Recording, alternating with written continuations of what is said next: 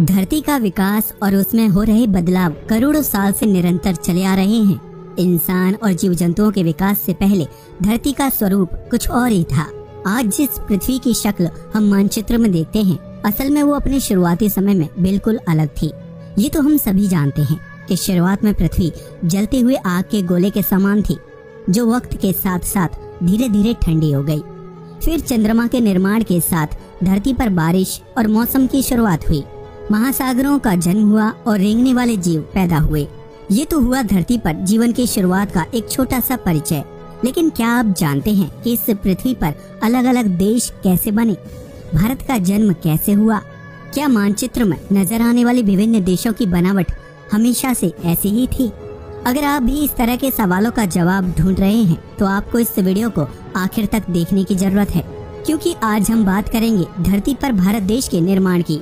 वही देश जिसे हम सारे जहां से अच्छा हिंदुस्तान हमारा कहते हैं। देशभक्ति से भरी भावना के साथ ये जानना भी बेहद जरूरी है कि हमारे भारत का निर्माण कैसे हुआ और इसकी बनावट के पीछे क्या वजह है। तो देर किस बात की, आइए शुरू करते हैं ये मजेदार वीडियो। जब कई हिस्सों में बट गई धरती। आज हम मानचित्र या सैटेलाइट से जिस पृथ्वी को देखते हैं, असल में करोड़ों साल पहले इसका रूप रंग बिल्कुल अलग था। आज से 225 मिलियन साल पहले धरती पर मौजूद हर भाग आपस में जुड़ा हुआ था, यानी किसी देश की कोई सीमा या खंड नहीं था। सब कुछ भूमि का एक बड़ा हिस्सा था। धरती के इस विशाल महाखंड को पेंजिया नाम से जाना जाता था, जिससे टूटकर अलग हुए देश आज विभिन्न नामों से जाने जाते हैं। समुद्र के पानी में तैरते हुए जमीन के ये हिस्से एक जगह से दूसरी जगह जाने लगे और मीलों दूर जाकर रुक गए। धरती के इस महाखंड के टूटने की शुरुआत दक्षिणी गोलार्ध में मौजूद अंटार्कटिक सर्कल से हुई थी, जिसके बाद अंटार्कटिका, भारत, ऑस्ट्रेलिया, दक्षिण अमेरिका और अफ्रीका जैसे देशों के खंड टूटकर अलग होने लगे।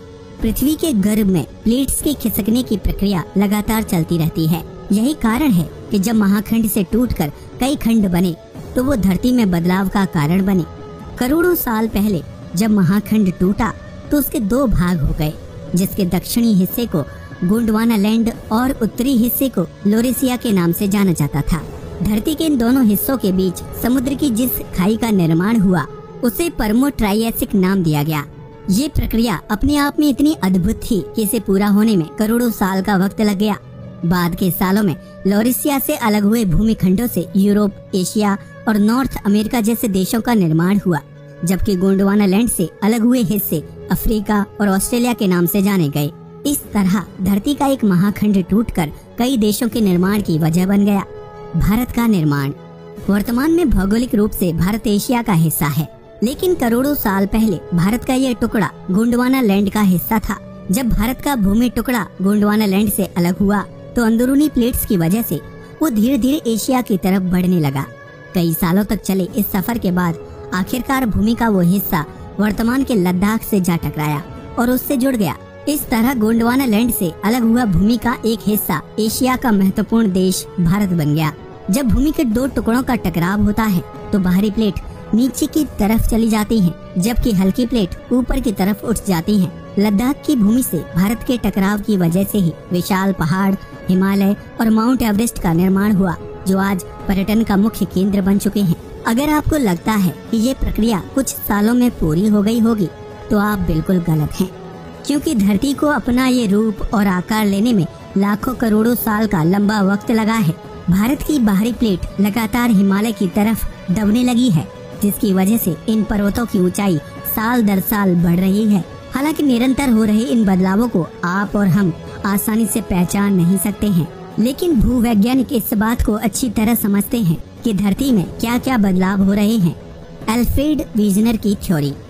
धरती के महाखंड पेंजिया और उससे जुड़ी थ्योरी को दुनिया के सामने रखने का श्रेय अल्फ्रेड वीजनर को दिया जाता है, जो एक जर्मन पोलर रिसर्चर, जियोफिजिसिस्ट और मौसम वैज्ञानिक थे। उन्होंने अपने जीवन काल में मौसम और धरती में हुए बदलाव को लेकर रिसर्च की थी। अल्फ्रेड वीजनर का जन्म 1 नवंबर 1880 में जर्मनी के बर्लिन में हुआ था। उन्होंने ही अपने शोध कार्यों के दौरान बताया था कि धरती किसी जमाने में एक विशाल महाखंड के रूप में थी, जो समय के साथ विकसित होती गई। उनका कहना था कि अगर आज भी धरती के सभी टुकड़ों को जोड़ दिया जाए तो पेंजिया महाखंड दोबारा तैयार हो जाएगा। एल्फ्रेड वीजनर ने भूमि के अलग अलग खंडों की जांच की और पाया कि सभी किसी न किसी रूप से एक दूसरे से जुड़े हुए हैं।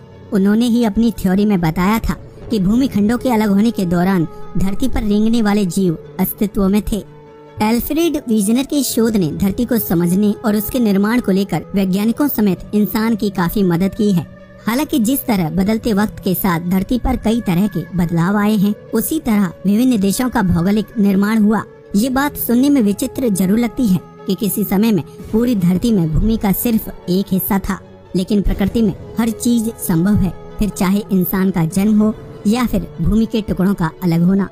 तो देखा आपने किस तरह धरती प्राचीन काल से ही अपनी धुरी पर बदलाव करती आई है और ये बदलाव अभी भी जारी है। आपको और हमें इस बात का पता भी नहीं चलेगा और धरती के भीतर बदलाव होते रहेंगे। हालांकि इन बदलावों को होने में करोड़ों साल का समय लगता है, लेकिन ये प्रक्रिया अपने आप में बेहद अद्भुत और विचित्र होती है। अगर आप आज से करोड़ों साल पहले धरती पर मौजूद होते तो भारत के हिस्से को किस देश के साथ जोड़ना पसंद करते? अपना जवाब कमेंट बॉक्स में जरूर शेयर करें। आज के लिए बस इतना ही। वीडियो अच्छा लगा हो तो प्लीज इसे लाइक और शेयर करें, साथ ही चैनल को भी सब्सक्राइब करें। जय हिंद दोस्तों।